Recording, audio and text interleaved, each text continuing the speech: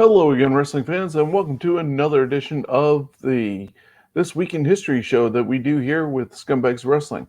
It is Thursday afternoon at 12, and this is your time to dive into the rich history of our great sport and check out what we're talking about for the week of May 21st to the 27th.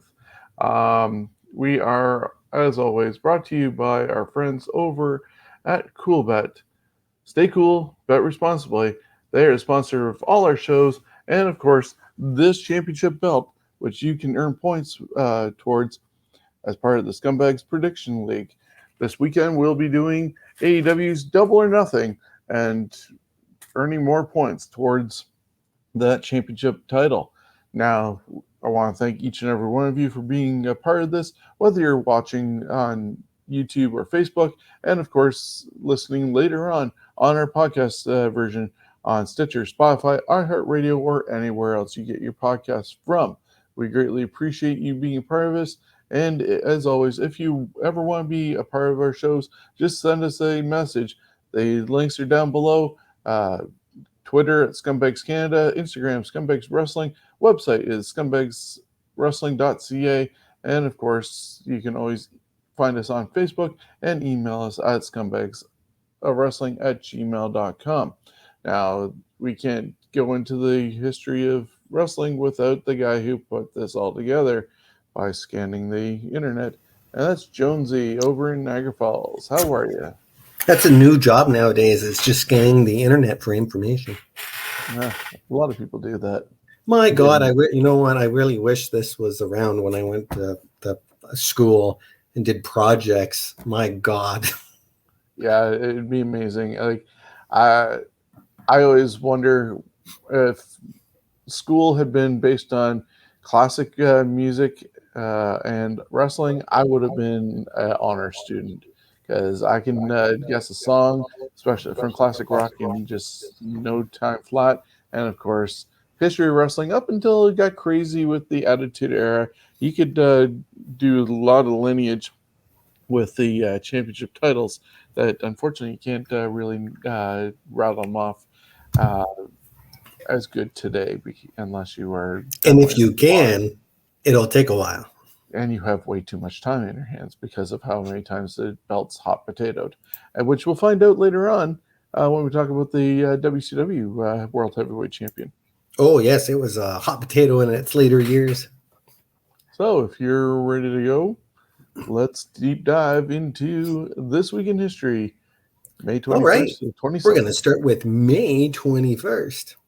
69 years ago in Los Angeles, Lou Thesz defeated Baron Michael Leon to win the California version of the World Heavyweight Championship.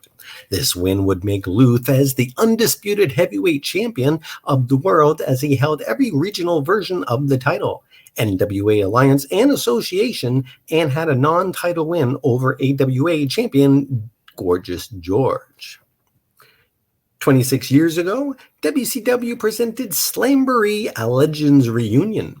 The show included the final inductions into the WCW Hall of Fame, which were Wahoo McDaniel, Angelo Popo, Terry Funk, Antonio Inoki, Dusty Rhodes, Gordon Selly, and Big John Studd. Posthumously, of course. The inclusion of Angelo Poffo led to some contention between Soley and WCW and ultimately led to his release from the company a few weeks later. Some of the matches was the Nasty Boys, Brian Knobbs and Jerry Saggs defeated Harlem Heat to win the WCW World Tag Team Championship. In a match that was broadcast in black and white, Wahoo McDaniel defeated Dick Murdoch. They saved a total of $37 in film. And Hulk Hogan and Randy Savage defeated Ric Flair and Vader. Post-match, Randy Savage's father, Angelo, is assaulted by Flair. Yeah, it's interesting that you mentioned that this was the last induction into the WCW Hall of Fame. Meanwhile, it only started in 93, so they only did 3 sessions of Slamboree Legends reunions with inductions, and poof, done. Talk about ADHD. Yeah, and it could be because the WWE, I think, was it 95 they started, or Oh, they started theirs in '93, right after Andre died. Also 93. Okay. So maybe they figured, WWE is gonna have the better one. So Who knows? 20 years ago on Raw from San Jose, California, Chris Benoit and Chris Jericho defeated the two-man power trip Stone Cold Steve Austin and Triple H to win the WWF Tag Team Championship. This would be Triple H's last match for the remainder of the year, as late in the bout, Triple H tore his quadriceps muscles in his left leg. Yeah, I think we skipped over a date there with Judgment Day, but we can go back to that in just a moment. But yeah, just that whole thing with Triple H, as you Judgment see, Day. I might have. Oh, no, Judgment Day's next. oh, my apologies. Anyways, yeah, there was Judgment Day in between. It's 21 years ago. We'll get back to that anyways. But if you're watching the video version of this, you'll see up in the upper right hand corner, Jericho was having the walls of Jericho on Austin, and that's when Triple H took Jericho off and broke up the hold, and that's when his quad tore and started rolling up his leg. And later on in the match, like maybe 3 minutes or so later, they're on the announce table and getting Triple H into the walls of Jericho again, even with the move uh, before having his quad torn. Triple H gutted it out to do the whole thing. And of course, Benoit and Jericho ended up winning the tag team titles. It was actually Chris Benoit's birthday as well, May 21st. So quite the birthday present. But Yeah, it's absolutely. probably one of the biggest main events, at least to that day, in Raw history. And just recently on Grill and JR, Conrad and JR reviewed that show. Cool. 15 years ago, WWE presented Judgment Day, 2016, I believe. 2006. Paul London and Brian Kendrick defeated Eminem, Johnny Nitro, and Joey Mercury to win the WWE Tag Team Championship. Booker T defeated Bobby Lashley to win the 2006 King of the Ring tournament, and Rey Mysterio defeated John Bradshaw Layfield to retain the World Heavyweight Championship. Yeah, I ended up finding the bracket for that King of the Ring, and it had like Kurt Angle against Orton, Hardy, Matt Hardy, I believe it was, against Booker T, Chris Benoit against Finlay, and Lashley against Mark Henry, with going to the finals of Booker and Lashley. A lot of those guys actually, ironically enough, are still somewhat associated with WWE in a way, and yeah, King Booker was definitely a different thing from his Harlem Heat days, and he adapted that accent and had Queen Charmel by his side. Yeah, definitely a good king, I think. And we talked about that, I think, one time on a Fantasy Warfare tournament, the early ones talking about the kings. So definitely a good one there. I just want to go back to 21 years ago. WWF presented Judgment Day, and that was where The Undertaker would show up as the American Badass and totally became a regular person, basically, instead of the demon uh, that he was, or the Lord of Darkness and everything going on with that. And then you had the Iron Man match with Triple H against The Rock with Shawn Michaels as the guest referee, Jericho and Benoit for the uh, Intercontinental title, and Road Dogg and X Pac going after the tag team titles with the Dudley Boys in a tables match. So Triple H had defeated The Rock 6-5 in a 1 hour Iron Man match to win the WWF Championship. Said Shawn was the special guest referee, and The Rock was disqualified after 60-minute time limit when The Undertaker entered the ring and took out each member of the McMahon faction, including Triple H. So I'm not sure if Iron Man matches, as much as I enjoy them, and especially when you don't know what the numbers are going to be in this day and age of ADHD wrestling. I don't think people can sit through a 1 hour Iron Man match. Uh, Don't and call it they, an Iron Man match. Don't plan to go an hour. Feel the yeah, crowd. You know what I mean? I personally do not like Iron Man matches. people just turn into the last 5 minutes to see where the score is Yeah. and go from there. Maybe we don't need to do the Iron Man match concept where there's so many pinfalls and submissions type deal. But if they want to go an hour Broadway, like Flair and Steamboat used to do, people might be interested in that, not knowing that they're going to go that hour, as opposed to instantly putting that hour time limit and anything goes, how many pinfall submissions and stuff like that. That might go over with today's fan being on the edge of their seat, but not calling it Iron Man match and doing that sort of thing. Carry on. 8 years ago, Tammy Lynn Cinch, aka Sunny, was released from a Connecticut state prison after serving almost 4 years. This stemmed from a slew of multiple violations of a protective order, disorderly conduct, and third-degree burglary from September 2012 to January 2013. This would include arrests on 3 consecutive days and another pair of arrests within 24 hours involving her then boyfriend wrestler, Damian Darling. Yeah, unfortunately, she fell so far from grace, and that's one of the pictures of what she looked like after jail and everything from TMZ. Definitely not the most downloaded diva of all time look on AOL compared to what she was. That's what she looks in real life. Yeah. May 22nd, 32 years ago in Bluefield, West Virginia, Lex Luger defeated Michael Hayes to win the NWA United States Championship.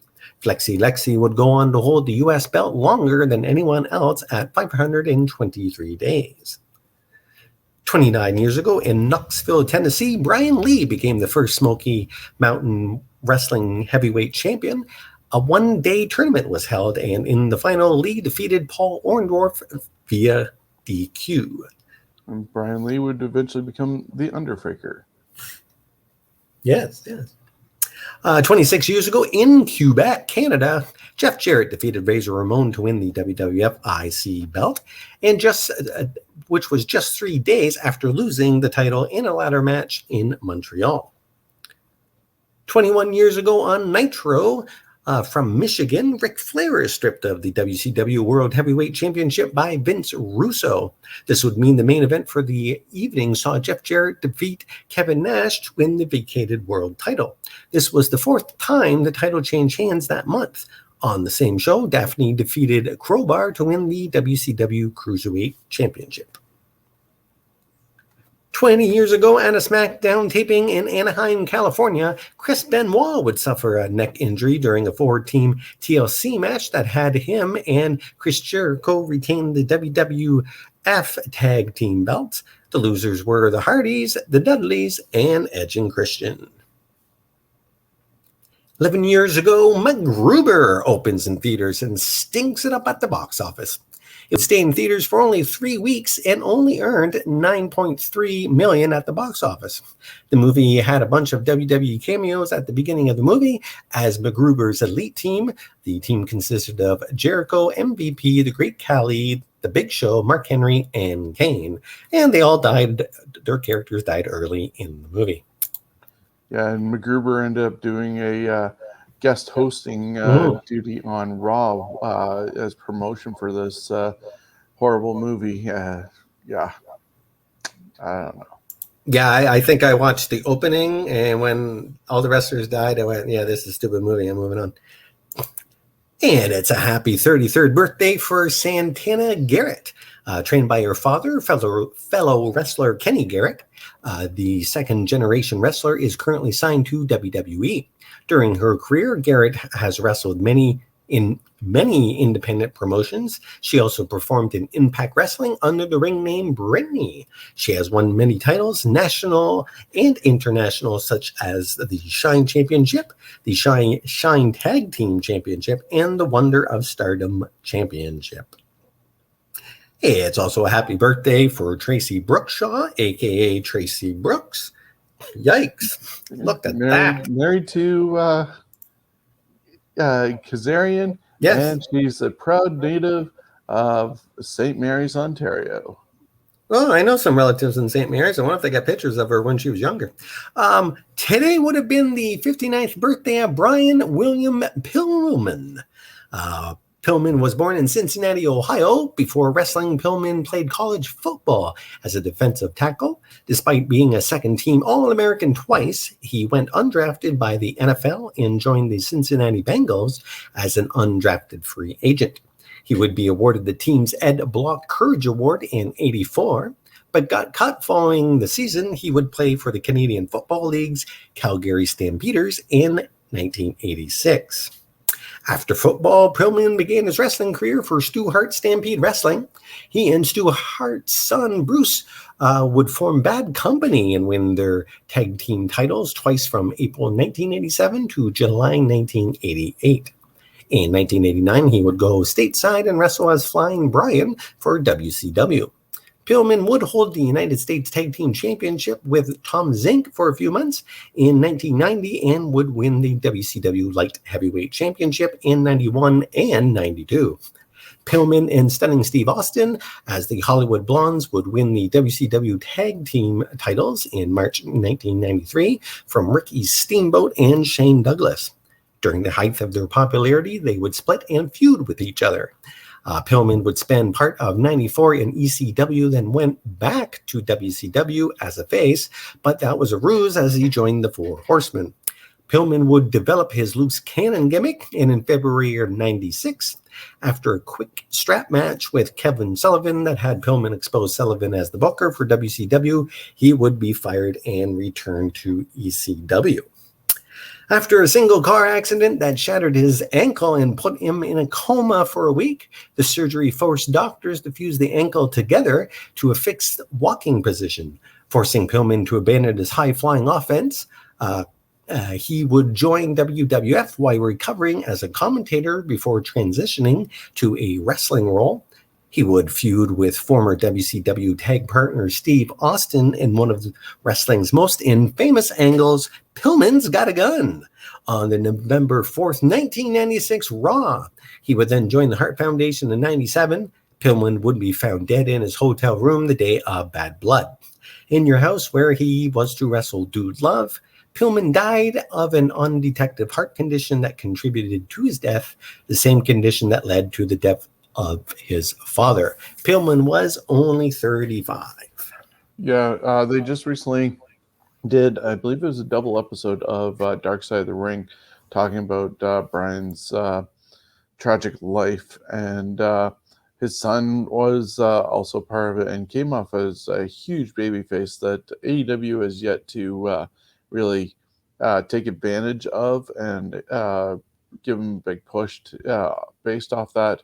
But Junior is definitely a spitting image of his dad, and his family was worried about him following his dad's footsteps too deeply. But then also, if you see Melanie Pillman, she is definitely a poster child for don't do drugs.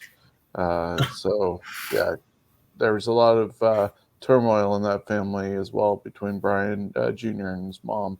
That got reconciled, but still, just a really messed up family in a way. And Brian had like 4 kids from 3 or 4 different women.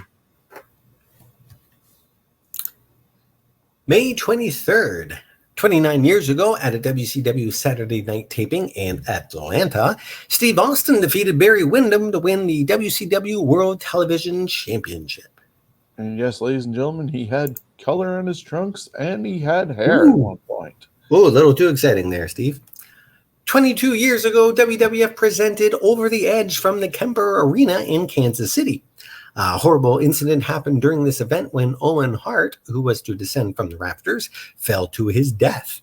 The harness mechanism was released too early, and the WWF later would successfully sue the company that manufactured the harness. The incident happened when a video package was airing. Only those in attendance saw the fall. The event would continue after the fall, and Jim Ross had the almost impossible job of announcing to the WWF Universe of Owen Hart's sudden passing. Those in attendance were left in the dark about Owen's passing. The event was never released on video, but can be seen on the WWE Network with a lot of editing. On the show, some of the matches saw Kane and X-Pac defeated D'Lo Brown and Mark Henry to win the WWF Tag Team Championship. And The Undertaker defeated Stone Cold Steve Austin to win the WWF Championship. Shane and Vince McMahon were the special referees. Yeah, that event definitely obviously sticks in my mind because that is my birthday weekend. And you were actually at my house when we were watching that. And just everything that happened is just so crazy. And that he didn't have a direction in the Attitude Era. And they brought back the Goody Two-Shoes side with the Blue Blazer kind of being the counter to everything. And I actually got my wife to watch the Dark Side of the Ring season 2 finale that was about Owen's loss.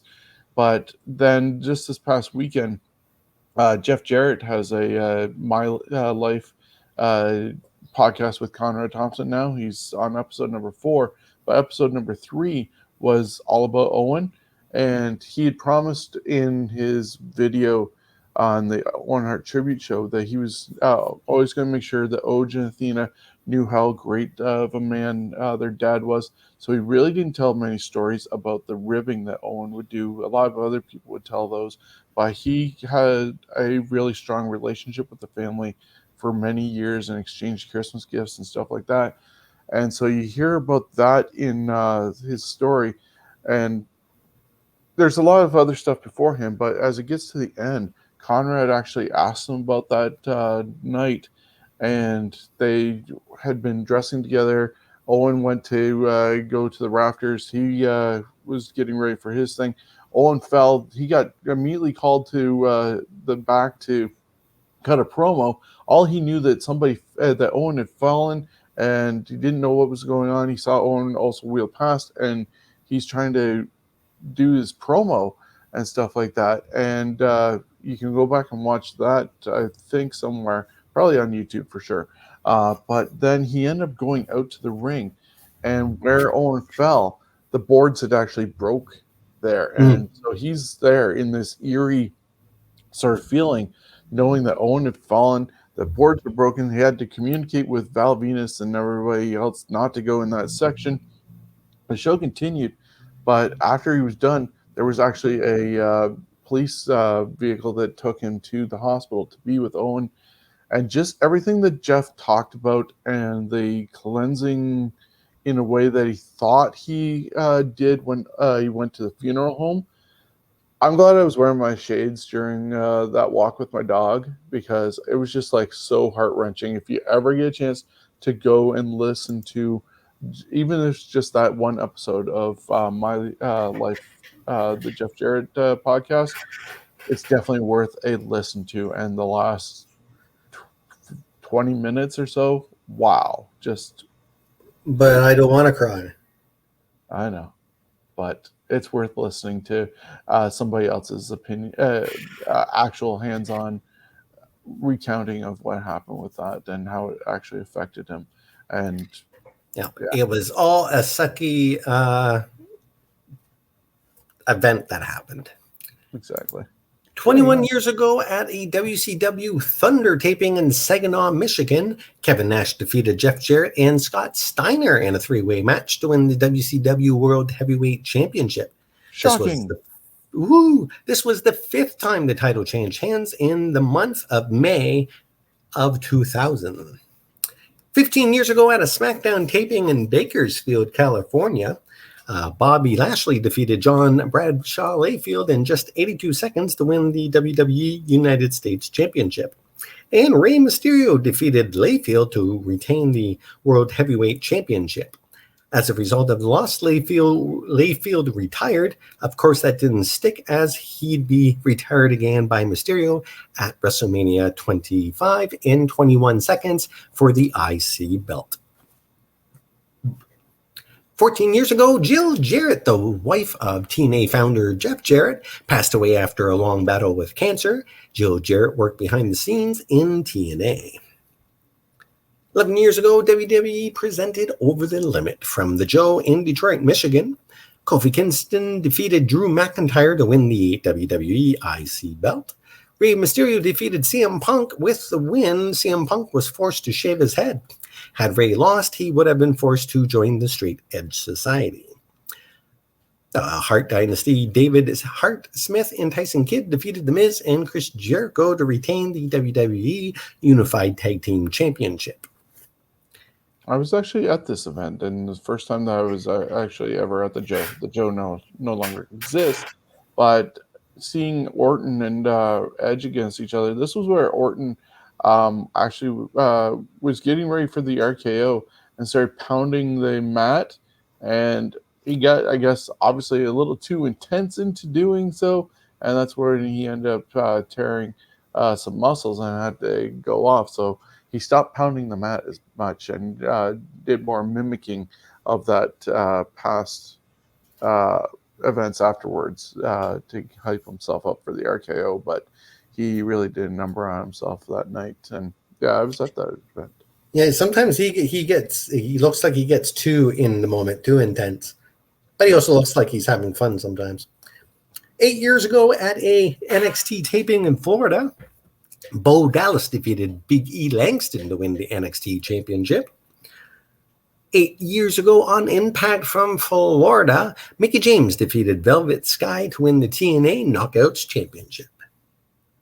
And it's a happy birthday for Patrick Martin, a.k.a. Alex Shelley. It's also a happy 63rd birthday for Andrew Allison Carey, a.k.a. WWE 2011 Hall of Famer Drew Carey. Carey is a former member of the U.S. Marine Corps Reserve. Carey took up stand-up comedy in 1985. His first national exposure was on the TV show Star Search in 1988. Carey, who is now the host of The Price is Right, also was the number 5 entrant in the 2001 Royal Rumble, which was a waste of a number. But hey, today would have been the 79th birthday of Mary Alfonsi, best known to wrestling fans as Donna Cristinaliano. I might have added too much in that. Cristinaliano? Sure. She was born in Pittsburgh, Pennsylvania, and trained with the fabulous Moolah. Cristinello would have a run in the WWF, highlighted by competing in the first All-Ladies Survivor Series match in 1987, where she would team with one of her proteges, sensational Sherry Martel. On August 25th, 2011, Mary died of chronic obstructive pulmonary disease, COPD, in her hometown of Pittsburgh. She was 69.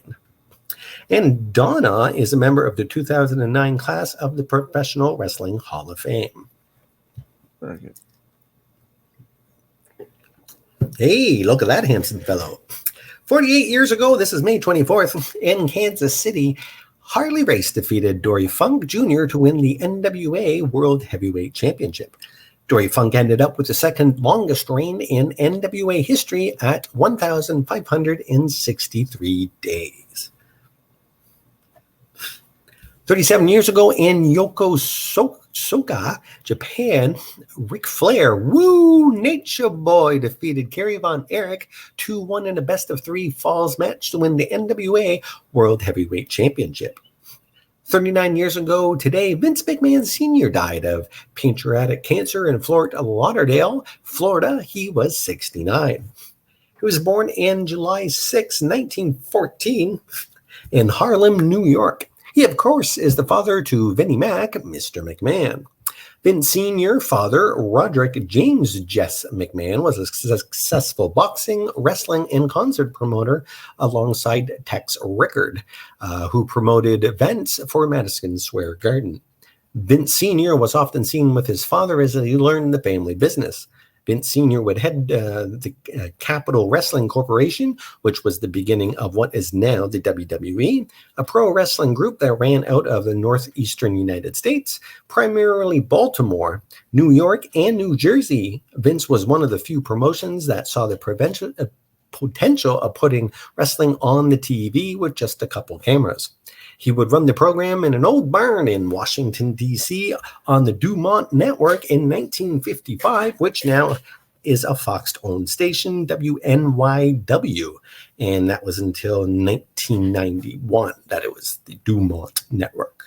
Running out of an old barn in Washington, D.C., Mcmahon began airing matches on the Dumont Network in 1955.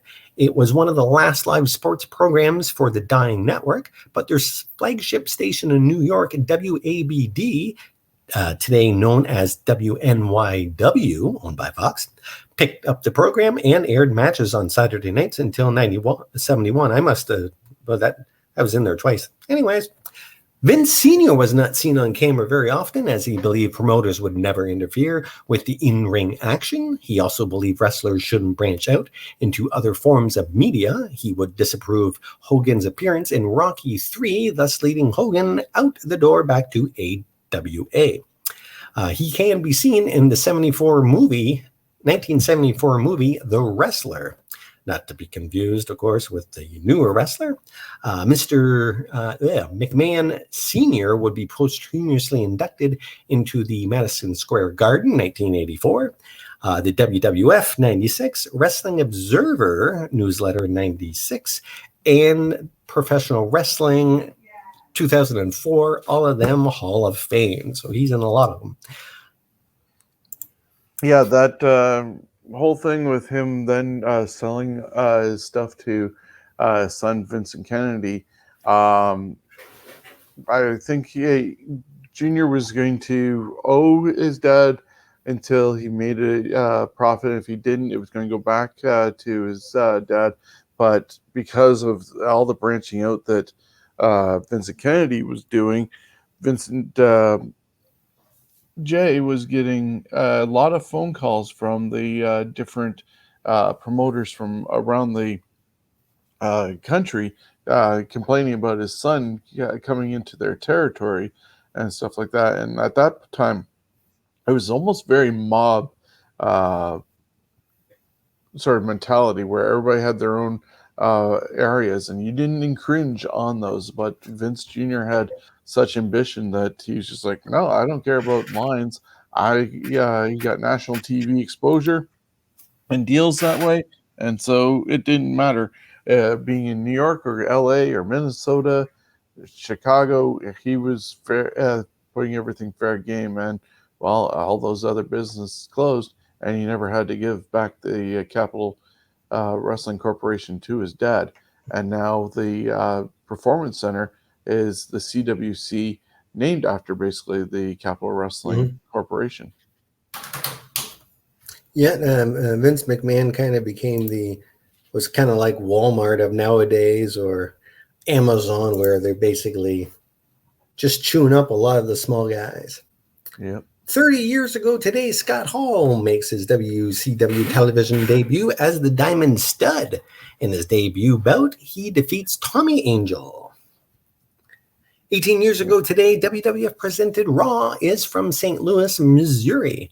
The show was a tribute to Owen Hart, who died a day earlier at the Over the Edge pay-per-view. There would be many anecdotes about Owen throughout the broadcast and some matches, but pretty much no storylines that night. There was a 10-bell salute for Hart to open the show. The show ended with Stone Cold Steve Austin giving a toast to Owen while a graphic was displayed. I personally thought that ending was kind of tacky, but hey, that's me. The show receives a 7.2 Nelson rating, the highest for a special episode, and the third highest for any episode in the show's history. It's kind of awkward for that one as well, knowing that Steve really still had kind of mixed emotions about Owen after being dropped on his head accidentally in '97 at SummerSlam.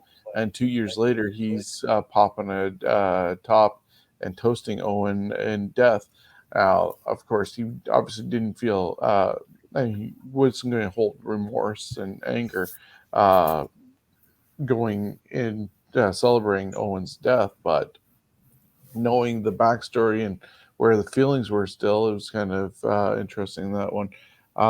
Just going back to 36 years ago today in Chicago, Illinois, Oprah Winfrey made her appearance at a WWE house show.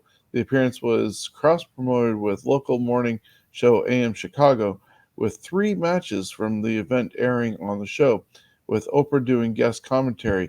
In the show's main event, WWF champion Hulk Hogan defeated Don Morocco. I actually was looking for this picture that's up here of Oprah, and yeah, started watching a little bit of it, and she's definitely not somebody for live sports for starters, but you can tell she came a long way from this broadcast. And it was the Dream Team against, I believe it was Tito Santana and Junkyard Dog as the first matchup on the YouTube presentation. And I believe she's with one of the Valiants as their co-host or co-commentator. Damn, that's a young looking Oprah. 22 years ago today on Nitro from Greensville South, Chris Benoit, Dean Malenko, and Rowdy Piper defeated Diamond Dallas Page, Flair, and Bam Bam Bigelow. It was also reported that Bret Hart was the face WCW champ Kevin Nash in the Nitro main event that night on The Tonight Show with Jay Leno. But that did not take place as Bret flew back to Calgary to be with his family. Too bad that was canceled, eh? Tonight Show with a match. 11 years ago today on Raw from Toledo, Ohio, R-Truth defeated The Miz to win the WWE United States Championship. It's a happy 46th birthday for William Sasso, born in Lander, BC, Canada, British Columbia. Sasso, who made a name for himself on Mad TV, would make many appearances in wrestling, mostly WWE and WCW, feuding with Bret Hart. Sasso also has been chokeslammed by Kane. May 25th, 32 years ago in Osaka, Japan, Salam Hashankov defeated Big Van Vader to win the IWGP Heavyweight Championship. On the same show, Jushin Thunder Liger would win his first IWGP Junior Heavyweight title defense. Title defeating Shiro Kashinaka. Liger would go on to hold the title 11 times. I missed that picture. 27 years ago at a WWF TV taping in Erie, Pennsylvania, a 16-year-old Jeff Hardy made his WWF debut in a losing effort to the 1-2-3 Kid. Wow, at 16, that's impressive. Also on the card with the debut of Ted DiBiase's Undertaker, Brian Lee. Yeah, I tried finding a photo of Brian Lee as the Undertaker and Ted DiBiase, but that was very hard to find and not obviously something good enough to put up here. The only photos were really from SummerSlam with real Undertaker facing off with each other, so I wasn't going to use that yet. And then with Jeff Hardy here, for being 16, I'm betting that he lied about his age to be able to do that, because probably needed to be at least 18 to get into a WWE ring. Probably, but hey, if you can work at 16, actually you can work at 14, I think, but why not, eh? He could work at a McDonald's at that age. Why can't he wrestle in a ring? As long as he knows what he's doing, of course. Which he did. Great. 22 years ago at a Raw is War taping, Jeff Jarrett defeated the Godfather to win the WWF Intercontinental Championship. Originally, it was apparently supposed to be Owen Hart winning the title, who died 2 days earlier. The episode would air May 31st. Also, the Acolytes, Bradshaw and Farouk, defeated X-Pac and Kane to win the WWF Tag Team Championship. 19 years ago today, Shakira Pro Wrestling had its first show. This promotion was a wrestling school that produced its own show with a lot of new talent with a lucha libre flavor. The first main event saw the Black T-Shirt Squad, which was Mike Quackenbush, Reckless Youth, and Don Montoya, defeated the Gold Bond Mafia, which was CM Punk, Colt Cabana, and Chris Hero. Gotta love Gold Bond. Mm-hmm. It's a happy 31st for Taylor Michael Rotunda, a.k.a. Bo Dallas. Of course, Bo is part of the Rotunda family. He is a three-time FCW Florida heavyweight champion, twice Florida tag team champion with his older brother Wyndham, and is a former NXT champion, and of course, had a perfect score on his taxes. May 26th. 34 years ago today, the Rock and Roll Express are awarded the NWA World Tag Team Championship. Manny Fernandez and Rick Rude were the champions at the time, but both men left Jim Crockett Promotions. Rude left for the WWF, and Fernandez left for Mid-South Wrestling, leaving them with no champions. So they chose to air a previous match that had Ivan Koloff teaming with Fernandez, claiming Rude was injured. This is known as a phantom title change. And only you could do that back then when a lot of stuff was pre-taped, and hey, who knew? 34 years ago, former WWF champion the Iron Sheik and Hacksaw Jim Duggan were arrested in New Jersey on drug possession charges after they were pulled over on the New Jersey Turnpike. The two were on their way to a WWF house show that they were scheduled to face each other in their ongoing feud. Duggan was caught drinking and driving and possession of pot, and Sheik was charged with possession of cocaine and marijuana. They managed to make it to the event that night and even wrestled their match without telling the WWF that they just got arrested. Of course, the TV news got a hold of the story, and both were fired from the WWF. But of course, they would both be rehired again in the future.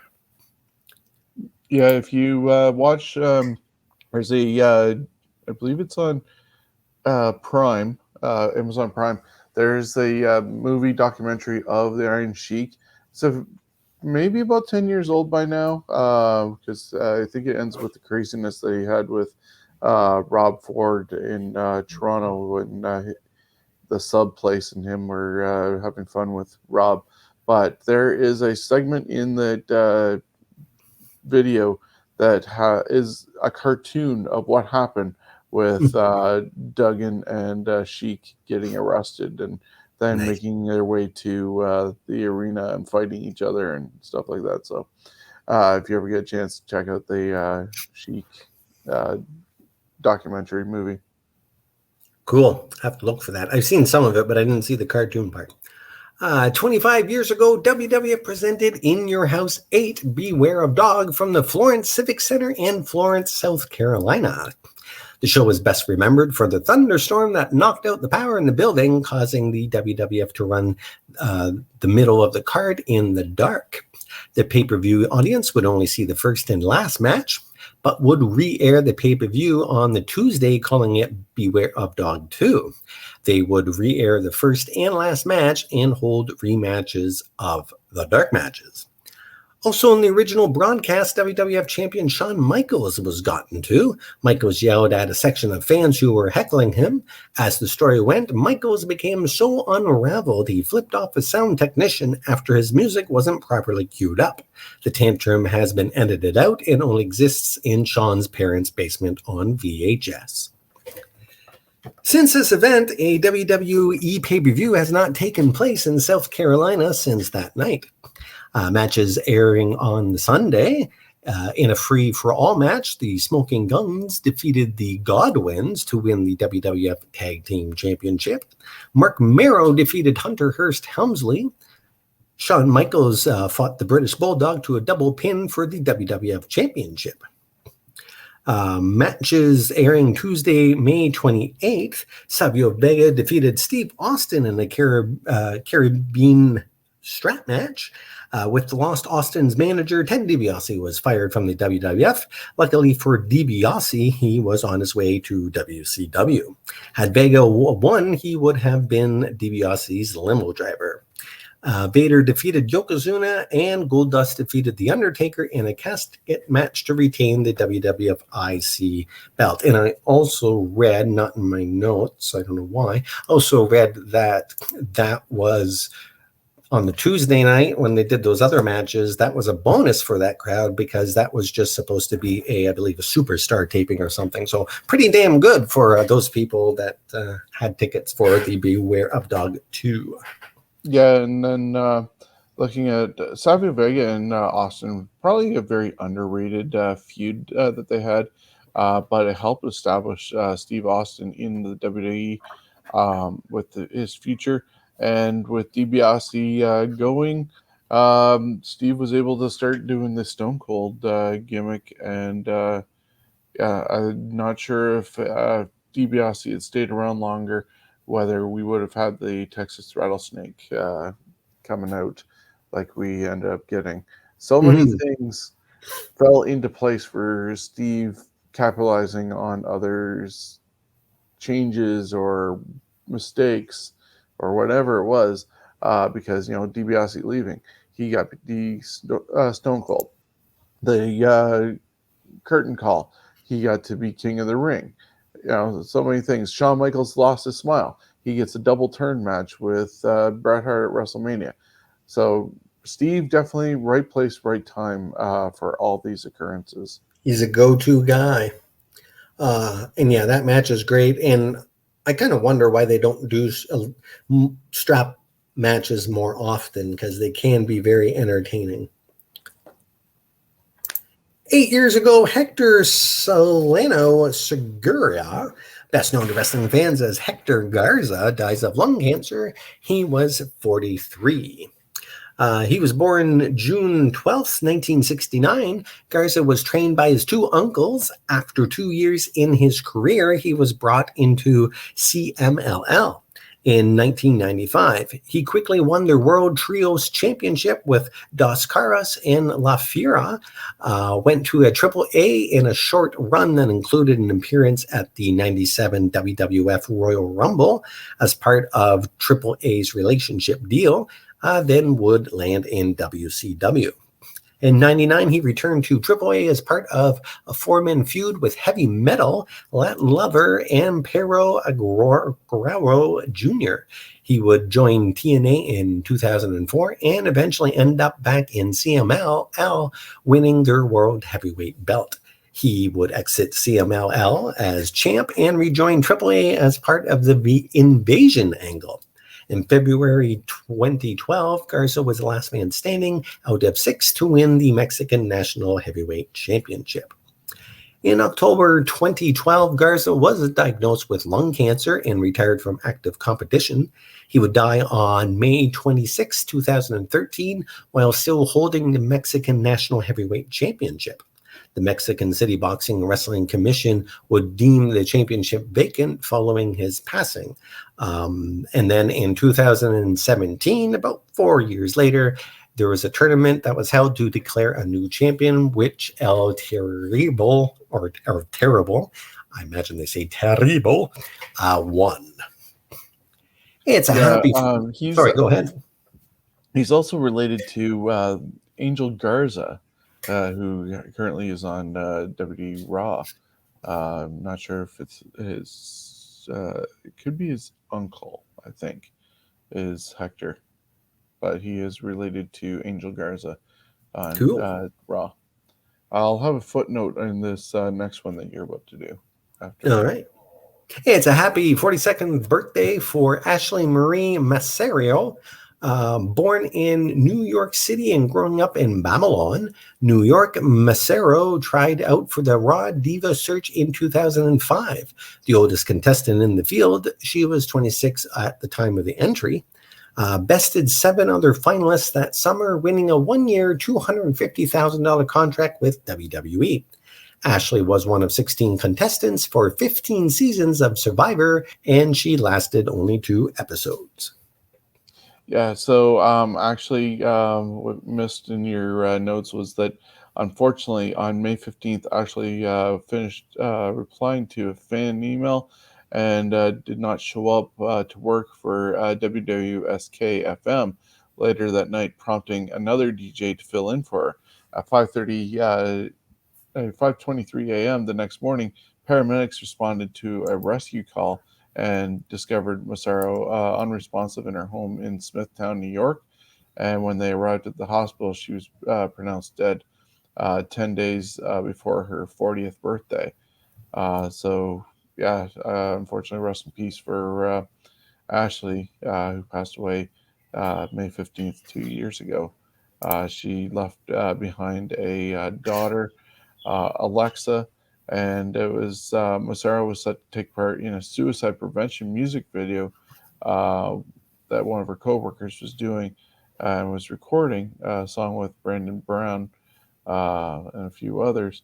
But yeah, unfortunately, uh, her death was deemed a suicide. Bummer. All right, and finally, May 27th, 33 years ago in Japan, Owen Hart defeated Hiroshi Haas to win the IWGP Junior Heavyweight Championship. 25 years ago, WCW presented the first 2-hour edition of Monday Nitro from Georgia. This was one of the most important Nitros of them all, as Scott Hall first appeared during the second match in the live crowd. He would be presented in his Razor Ramon character and address the crowd.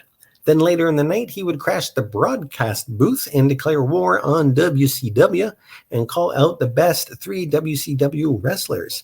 This would be the beginning of the biggest storyline in WCW and change how the WWF competed in the Monday Night Wars.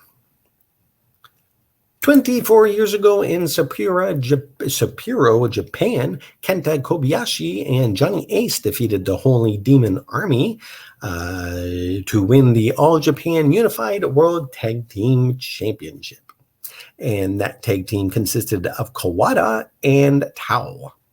18 years ago on Raw from Edmonton, Alberta, Canada, Rob Van Dam defeated Eddie Guerrero in a ladder match to win the WWE IC belt. And I think that's the one where a fan knocked Eddie off the ladder, if I remember.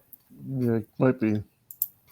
And Terry Reynolds defeated Stevie Richards to win the WWE Hardcore Championship, only to lose it back to Richards a few seconds later.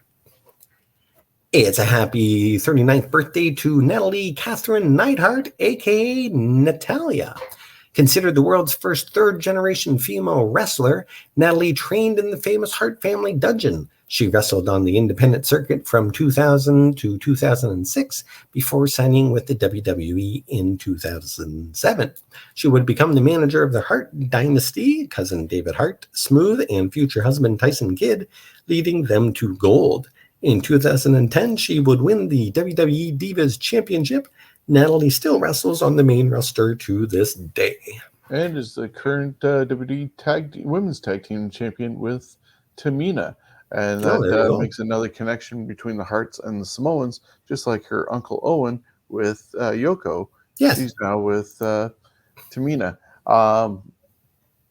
Lovely couple that Tyson and Natalia are. Wish I'd be able to be in contact with her, but every year for my birthday, Tyson actually sends me a happy birthday wish on Facebook, on Messenger, and we sometimes chat for a bit. So it's nice. Pretty cool that he reaches out to fans like that. Mm-hmm. That is. And he's responsible for a lot of the bookings of the women's division lately, and some of the better matches lately. So he's a really good agent. It's unfortunate that his career got sidetracked like it did when he took a muscle buster from Samoa Joe the wrong way. But yeah, great guys. Fantastic. And our final. And it's a happy 62nd birthday to Aaron Eric Aaron Bischoff, just a little bit on him. He was born in Detroit, Michigan, and before wrestling, he owned a landscape company, worked as a veterinarian assistant, kickboxed professionally, and even ran a butcher shop out of his van. I would love to have seen that. And that is the end of This Week in Wrestling. Of course, This Week in Wrestling is compiled from the vast land of Google, Wikipedia, CageSideSeats.com, and most importantly, from fans and journalists that had front row seats to history. Yeah, so thank you for taking us on this trip through memory lane. And yeah, we've kept it to about an hour like we normally do. And want to remind everybody that we are sponsored by Coolbet. Stay cool, bet responsibly, and join us later on tonight for the Scumbags Wrestling podcast, where we're going to run down some of the news of the week. And unfortunately, Alexa Bliss's pig has passed away. And it's actually, he was famous in being a part on Total Divas when she was on that. So Larry is gone. We'll talk about that. Different other news from the week, Velveteen Dream statement, and give a little bit of highlight of AEW as tomorrow night they're doing Dynamite on a special Friday against SmackDown, and they're also going to be doing Double or Nothing on Sunday. Plus, then Sunday, tune in for a rundown of the whole card for Double or Nothing, as we'll wait for your submissions for the Scumbags Prediction League, where you can earn points towards the championship belt. And so we got 2 more podcasts coming up over the next couple of days. So join us, whether you're watching on Twitch, YouTube, or Facebook, listening to us on Stitcher, Spotify, iHeartRadio, or anywhere you get podcasts from, part of the Ontario Indie Podcasting Network and the Johners Podcast Network over in the UK. So we're available everywhere, and be sure to be a part of this anytime you want. Contact us by email or Facebook, any which way you want to do so. We are open for business. Anything else? And chimpanzees are welcome. Exactly. Anything else you want to add? That, in case no one got that joke, that was because you said any which way you can, I believe. Yeah. That's why I said chimpanzee. Yeah. Anyways, nope, that's it. Have a great afternoon, guys, and we'll see you later on tonight.